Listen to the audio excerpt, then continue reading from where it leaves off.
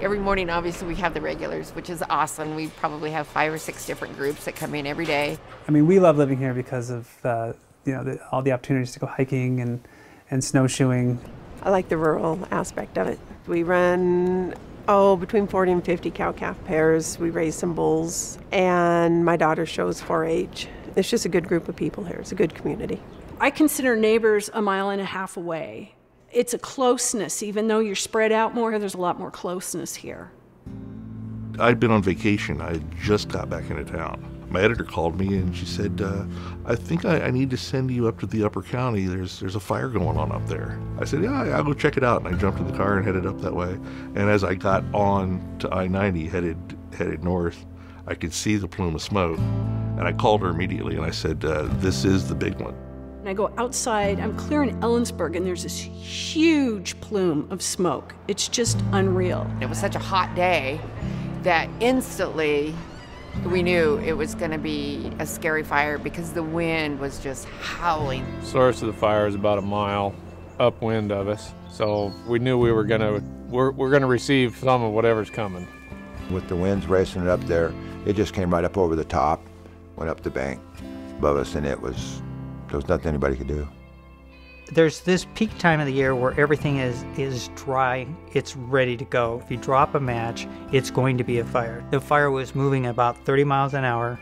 Average flame lengths when it wasn't gusting was 3 to 4 feet, and then it would gust and then it would go to 20 feet. And so, the fire would literally blow over the road. I mean, just like a sheet of flame. Once the fire started to accelerate, I knew houses were being lost.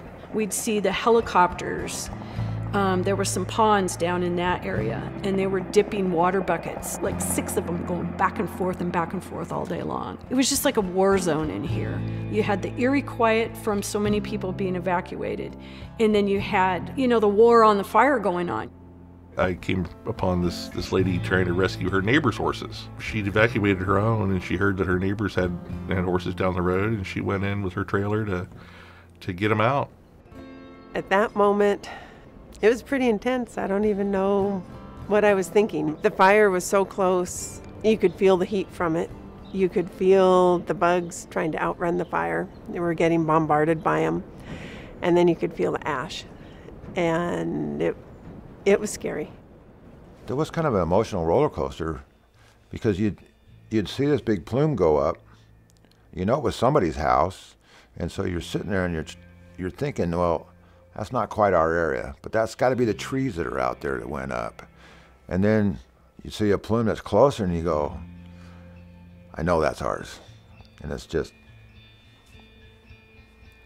mind-boggling.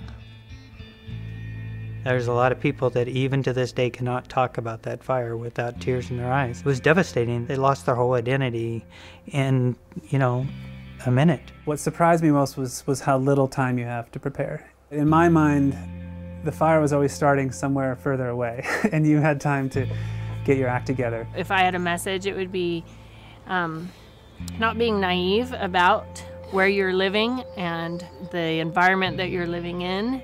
Well after the fact, I'd driven through a neighborhood that looked like a moonscape. It was just ashes and cinders everywhere. And just one burnt down house after another. And I'd driven up over a ridge top and I was coming down into a small valley. And as I cleared the top of the ridge, I looked off in the distance and everything was black except for this one house that had this beautiful manicured lawn that was still pristine and green all around it. And it was funny because as soon as I saw that, it's like, oh, that's what Firewise looks like. Since Taylor Bridge fire, it has been a big thing. You'll notice driving through here, the trees are limbed and yards are greener. And making it easy to fight a fire and making it easy for a fire to go around you. Those are the 2 issues when you're thinking about protecting your own home. You just got to peck away at it every day. Just have a little plan, take a section, and do a section at a time. And then someday, it looks halfway decent.